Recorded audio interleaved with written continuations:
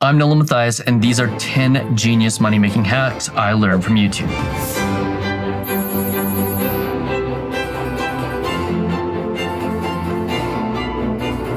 Let's start with number 1, the sharing economy. Sharing your car, sharing your home, sharing your motorhome, sharing pretty much anything that has a marketplace to be shared. Now, I'm going to admit I was skeptical about the prospects of sharing anything for money. First of all, I didn't really want to share my stuff. I'm an only child, so I in general just don't want people touching my stuff. I don't want somebody else using my car or my motorhome, which I don't have because those things are ridiculously expensive to own. And I certainly don't want somebody living in my home when I'm not there. And to be honest, I was pretty skeptical of the prospects of actually being able to make money on things like Turo. But that was until my buddy Brandon Cubitt, who by the way runs a really cool YouTube channel called New 9 Golf. If you're into that sort of thing, I'll link it right here. He and his wife started renting out their vehicle on Turo in the summer. Now, this was convenient for them because they lived near an airport, which meant it was easy for them to drop the vehicle off, and it created minor inconveniences when they only had one vehicle. However, they found out quickly that the amount of money that they were making by renting their vehicle out, which by the way was an SUV, which made it very popular on the car rental sites, was more than enough money to be able to use another sharing service, Uber, to get to wherever they needed to go when one of their vehicles was rented out. And during the high tourist seasons in the area, they were able to make bank. In fact, they made so much money off of renting out their vehicle that they were able to purchase another vehicle, bringing their grand total number of vehicles to 3 for a 2-person family. And that allowed them to always have 2 vehicles that were available to be rented on the app. And more often than not, they ended up having 2 vehicles to use whenever they needed to. But by having 2 different types of SUVs, they also found themselves in the very enviable position of always having an enticing offer on the app. And without going into the exact details of how much money they were making, I can tell you that it was significant. And it pretty much paid for them to have brand new vehicles whenever they wanted, without taking it out of their actual income, which I thought was pretty cool. Now, a couple of key things here, especially if you're looking at renting out your vehicle, always make sure that you have desirable options to put on those apps. So things like SUVs are going to be more popular than cars, and make sure that you're pricing it well. Because if you share things like your vehicle or your motorhome or your home and you're at below market prices, that actually gives you a pretty good opportunity to be more selective about the people you're renting to, because you don't always have to agree to rent to everybody. So if you're below market rents, and that creates more demand, it allows you to look at the ratings of the people who are going to rent from you to make sure that they're good actors. The second genius money-making hack I learned from YouTube was to make a list of your strengths. And this actually leads into both number 2 and number 3 with respect to how to make more money. Because once you've made a list of your personal strengths, like for me, it's making these videos and talking about business and money. For you, it might be something like cooking or doing graphic design or writing. But once you know your strengths, you can actually find a market where people are willing to pay for them. So for example, let's say you're a really good cook.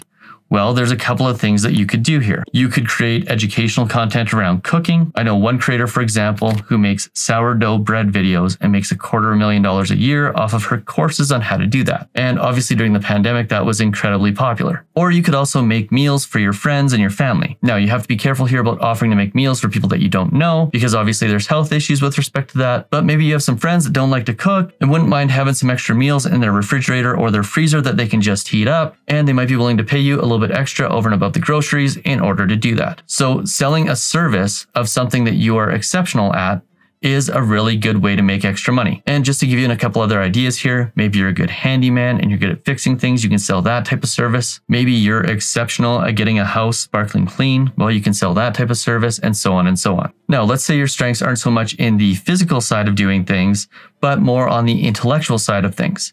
So maybe you're a great graphic designer or a great artist, or you've got experience in running businesses or accounting or any other number of things that take a little bit of expertise. Well, you can create educational content around that, like I said, which can be a really great way to earn extra money. Now, you can do this both online or you can do this in person. And regardless of which you choose, if you have something that you are really, really good at that most people aren't, there are people that are willing to pay you to learn how to do it. And this can be as simple, for example, as putting together a group of people to learn how to taste wine if that's something you're good at. Figure out what the cost of the bottles of wine will be, add on an extra $15 or $20 per person, and you've got a pretty good little side hustle. Oh, and by the way, this is the type of thing that business people and companies who sell things love, creating an experience for a group of people that is both unique and educational. So for example, call up your local neighborhood realtors and suggest they put together a wine tasting for a group of their clients and then educate them on that thing that you know really well. And by the way, if you're selling these type of educational experiences to businesses, you can actually charge more for them. Now, the fourth genius money hack I learned off of YouTube is all about flipping furniture. And believe it or not, I actually tried this. Whoops, I wasn't supposed to let that out of the bag. That's a future video. Well, I guess if you want to see it, you should probably subscribe. And I actually found some really great information on this on YouTube. I found some videos where guys talk about flipping couches. They go and they buy couches, clean them up, and sell them for more. Now, the practicality of that one doesn't make a ton of sense to me because couches are usually dirty, usually damaged, and usually not very easy to flip for any sort of money. Plus, they're really heavy and they are hard to store, which makes them impractical from a flipping standpoint. Now, that being said, some people have claimed to make up to $20,000 a month by doing this, but I found some even better ideas on a channel called Furniture Flipping Teacher. Now, I do not know this person at all, but she makes some phenomenal videos on how to find furniture, often for free, refinish it, and sell it for more money. And even though this takes a little bit of work and a little bit of elbow grease, the profits that they make are unreal. And unlike couches, a piece of wood furniture, for example, is a lot easier to clean up. It is definitely a lot easier to bring back to like new or even better. And in general, they're typically a lot lighter than a massive couch. So it means that you can move it and store it a heck of a lot easier. And by the way, this is exactly what I'm doing in my future video with a whole bunch of items that, by the way, I got totally for free. And I'm going to tell you right now, you're going to be blown away by the amount of money I was able to make. The fifth genius money making hack I learned from YouTube is really cool and really genius. And while it's not necessarily about making more money, it is incredibly intelligent because saving money is often just as good as making extra money. And this was actually a grocery shopping hack that is absolutely brilliant. The hack is to limit all of your trips to the grocery store to only buying 3 items that are on sale. Now here's the catch.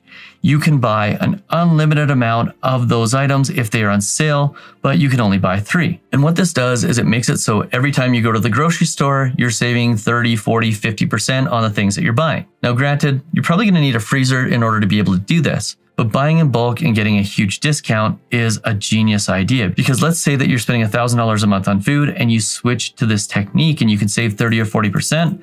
Well, that's $300 to $400 every single month that you'll be able to save. And the additional added benefit to this is you prevent yourself from picking up extra things and sticking them in the cart, which runs up the tab pretty fast. Now, obviously, this is going to be a challenge for the first 3 or 4 visits because you're going to have to choose your items wisely. But once you get your meat and your canned goods and probably your frozen vegetables all stocked up for 2 or 3 months ahead of schedule, you're going to be laughing. And you'll be laughing all the way to the bank. Who says you can't beat inflation anyways? By the way, that was my favorite money-making hack of all of these because it isn't even a money-making hack, but it's done with after-tax dollars, so the returns are even bigger than any money that you would ever invest in the stock market or anything else. Genius money-making hack number 6 is one that seems obvious, but I recently found a couple of videos that dug even deeper into this and put some things into perspective that I never even thought about. And this one is all about selling things that you already own. Because let's call a spade here. We've all done it. We've all bought things with good intentions, thinking that we are definitely going to use it over time.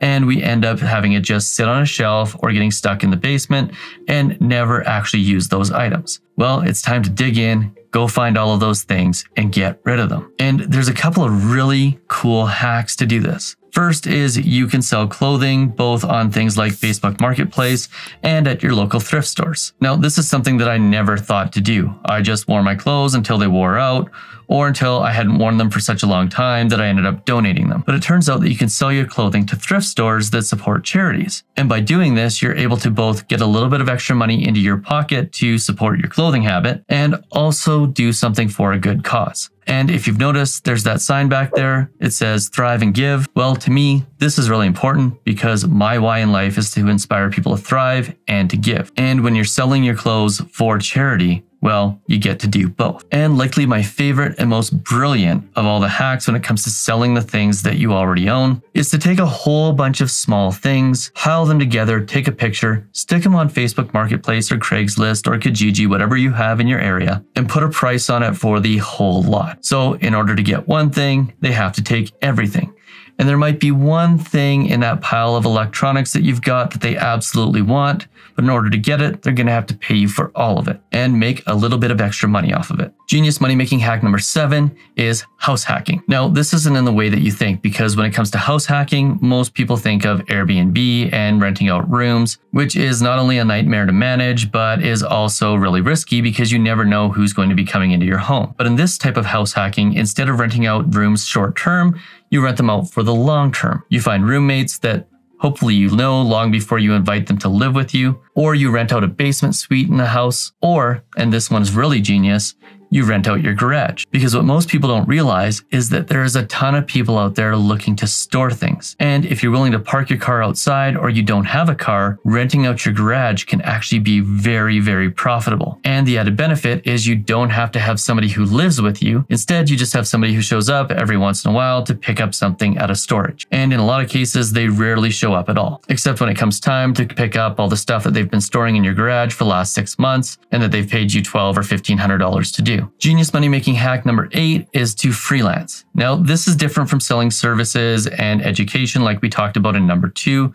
This is actually taking the job that you have and getting permission from your employer to moonlight. So in other words, work on evenings and weekends in that same type of job for another company. And in the age of remote working, this is actually a brilliant idea because you can do, in a lot of cases, jobs for companies that are outside of your area that don't compete with the one that you work for. In fact, I recently had some legal work done on one of my companies, and the law office that I was using a paralegal that during the day worked in one law office, and in the evenings and on the weekends did extra work for the law office that I was dealing with in order to make a little bit of extra income. And the best part of this was this paralegal was brilliant, which meant I was getting the benefit of having somebody work on my stuff that also during the day worked for another law office. And she was getting the benefit of making considerable bank because paralegals usually make pretty decent money, especially when they're freelancing. Oh, and by the way, the best companies to freelance for are often small 1 or 2 person shops. So if you're an accountant or a paralegal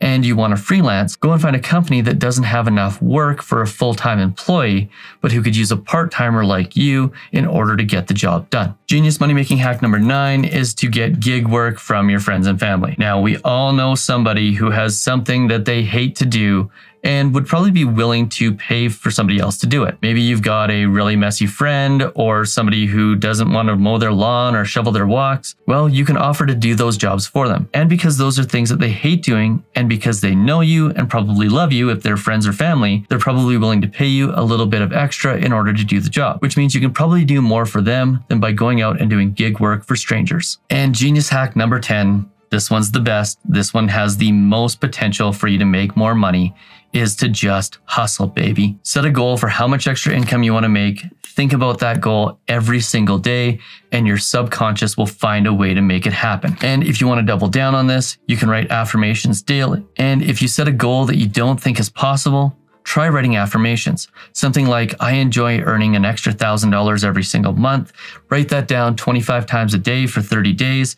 And within 30 days, you not only will believe that you can do it, but your mind will find ways for you to accomplish it. That little voice at the beginning that says, you'll never be able to do that, eventually it turns into a little voice that goes, hey, Nolan, I found a way. And the one thing to keep in mind here is the bigger the goal you set, the bigger the payoff. And if you're committed to the goal that you set, you will, without a doubt, find a way to do it. But you got to be committed and you got to be relentless in pursuit of that goal. Oh, and if you want to see another video on 100 genius money hacks that I learned from YouTube that includes things like paying off debt and investing, make sure you check out this video right here.